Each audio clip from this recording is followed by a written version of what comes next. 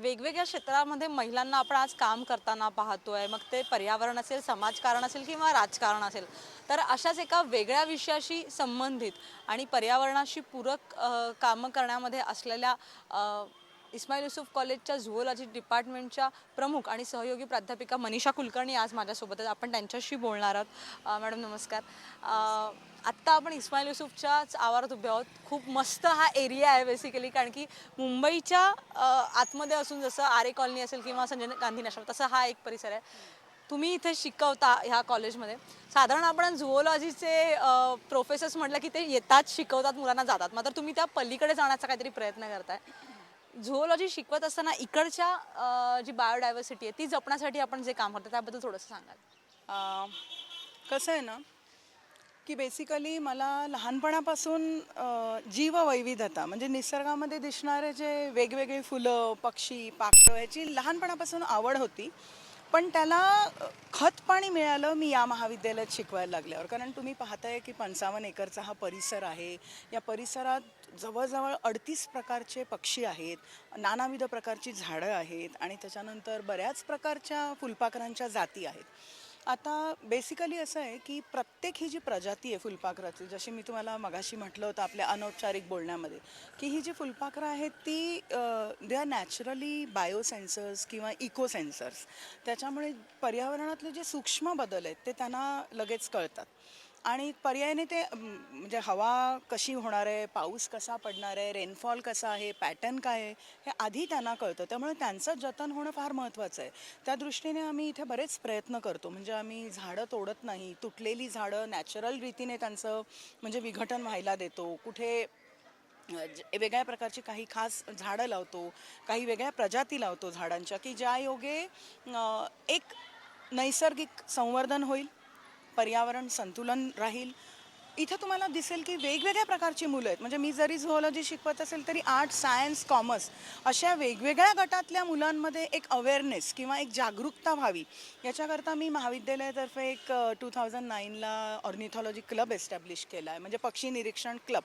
आणि मग त्याच्यातर्फे आम्ही एक जनरल अवेअरनेस देतो मुलांना, की का बाबा तुम्ही का जाळू नये किंवा कुठल्या पद्धतीचं तुमचं कार्बन फूटप्रिंटिंग आहे, किती वेळा तुम्ही काय जाळता किंवा असं सगळं ह्या पद्धतीने मुलांना सांगणं, शिकवणं. किंवा एखादा पक्षी असेल तर त्याला मारू नये, साप असेल तर मारू नये, ते का, असं एक एक वेगळं निसर्ग संवर्धन करण्याचं थोडंसं काम मी करते. जसं तुम्ही म्हणालात 2009 पासून तुम्ही फुलपाखरांबद्दल तुम्ही म्हणालात, की फुलपाखरू हा नॉर्मली हा एक छानसा दिसणारा कीटक आहे. त्याला पकडणं, मजा करणं ह्याच्या ही कॉमन मेंटॅलिटी आहे. तर ते जसं तुम्ही म्हणाले, की इको सेन्सर्स आहेत. तर ह्या गेल्या 4 वर्षात आपल्याला साधारण काय करता आलं ह्या परिसरामध्ये किमान? ओके. हे बघा, 2009 पासून नाही, मी खूप त्याच्या आधी काळापासून फुलपाखरांच्या मध्ये गुंतले आहे मनाने, शरीराने, सगळ्यांनी. आणि 2009 पासून काय करता आलं तर बेसिकली मी असं पाहिलं की प्रत्येक वर्षी किमान माझे 15 किंवा 20 विद्यार्थी असतील तर 5 विद्यार्थ्यांच्यामध्ये एक जागरूकता आलेली आहे की बाबा ह्यांचं संवर्धन करणं का इम्पॉर्टंट आहे, ह्यांचं जतन करणं काय इम्पॉर्टंट आहे, ह्याची जागरूकता आलेली आहे. नंतर त्यातले किमान 5 लोक वाईल्ड लाईफ फोटोग्राफी किंवा वाईल्ड लाईफ या विषयामध्ये इंटरेस्टेड झालेले आहेत किंवा त्यांनी सहभाग घेतला आहे.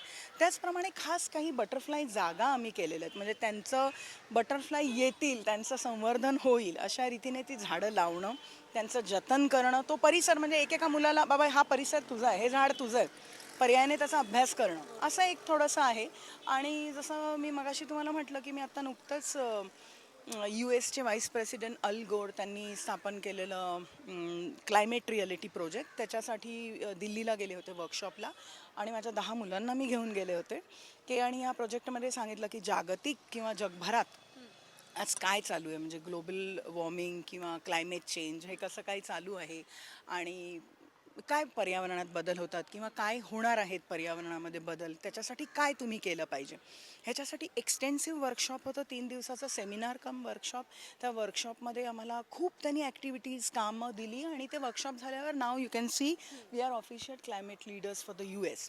माझा प्रत्येक मुलगा, जेवढे गेले होते 10 लोक ज्यांचं सिलेक्शन US तर्फे झालं होतं, वी आर क्लायमेट लीडर्स. आणि आता आपण असं जसं म्हणतो की आपण प्रीफेस वाचतो पुस्तकामध्ये, हा देश माझा आहे, हा देशाचा मला अभिमान आहे, तसं आज क्लायमेट रिअलिटी लीडर म्हणून आम्ही प्रत्येकजण कार्यरत आहोत. आणि प्रत्येक छोटी गोष्ट की ज्यानी पर्यावरणाला हानी पोहोचेल किंवा पोहोचू शकते ह्याला वाचवण्यासाठी किंवा ह्याच्यामध्ये येण्यासाठी आज आम्ही कटिबद्ध आहोत. आणि पर्यायाने आमचं त्या दृष्टीने पुढे वाटचाल किंवा पाऊल टाकणं चालू आहे. नाही, खरंच तुम्ही जसं म्हणालात तर ती तुमच्यासाठी आणि तसंच आमच्या सगळ्यांसाठीच आपल्यासाठी रादर अभिमानाची गोष्ट आहे की तुम्हाला असं टीम लीडर म्हणून मान मिळावा.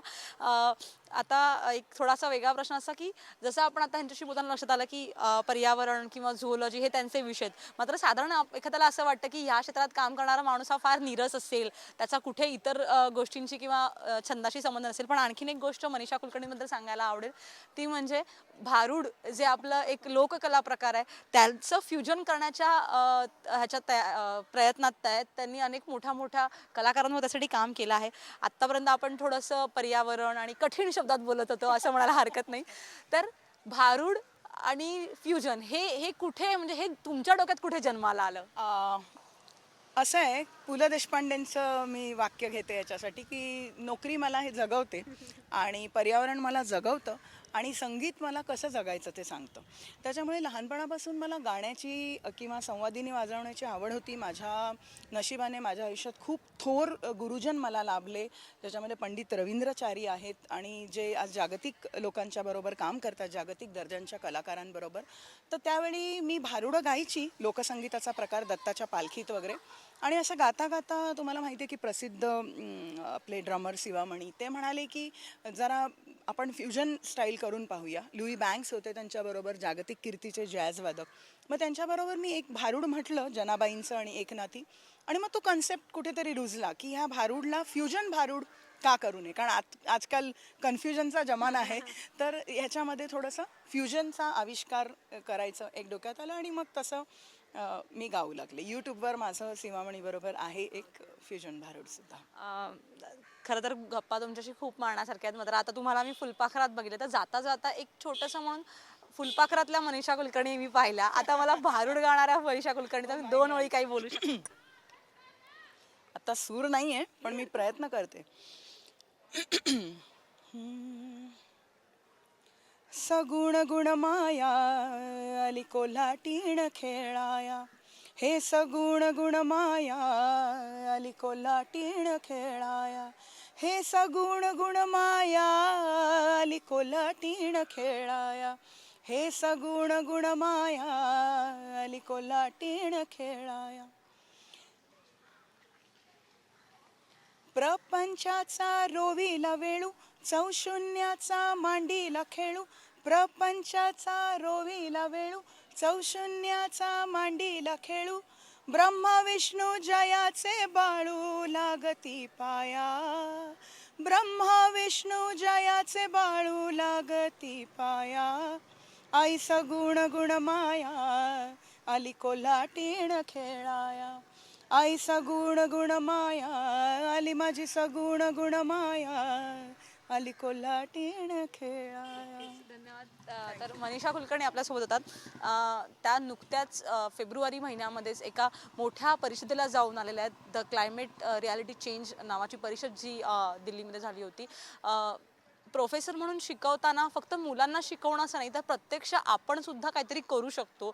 आपण फक्त ओरड करू नये की पर्यावरण बदलतंय किंवा निसर्गाचा ऱ्हास होतो, तर आपण प्रत्यक्ष काहीतरी करू शकतो हे मनीषा कुलकर्णीने आपल्या कामातून दाखवून दिलं. आणि त्यांच्या व्यक्तिमत्वाचा एक वेगळा पैलू लोकसंगीताचा सुद्धा आता आपण पाहिला. ह्या अशाच महिला आपलं सगळ्यांचंच नाव मोठं करतात आणि महिलांना त्यांच्या क्षेत्रात पुढे येण्यासाठी प्रोत्साहन देत आहेत. कॅमेरामन अमित कीरसह कपालिनी सिनकर, साम टीव्ही, मुंबई.